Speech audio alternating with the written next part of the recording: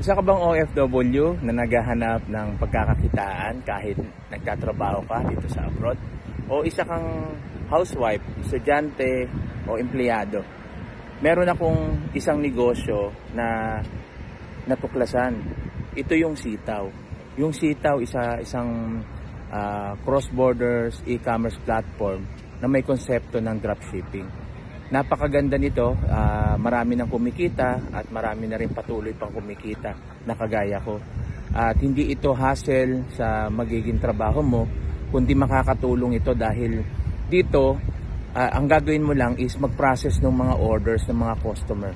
At legit po siya, no? May opisina siya sa Pilipinas, sa Taguig, at yung warehouse po nila matatagpuan natin sa Bulihan, Bulacan, sa Plaridel po, no? Then kumpleto po silang legality sa mga sa YouTube ko po. Punta kayo doon kay Coach Jimro, makikita niyo po doon yung warehouse nila tsaka yung kanilang office. So kung interesado ka po na magkaroon ng extra income kahit nasa bahay ka lang, kahit nagtatrabaho ka, kahit OFW ka, hindi ito magiging sagabal sa iyo. Message mo lang ako. God bless.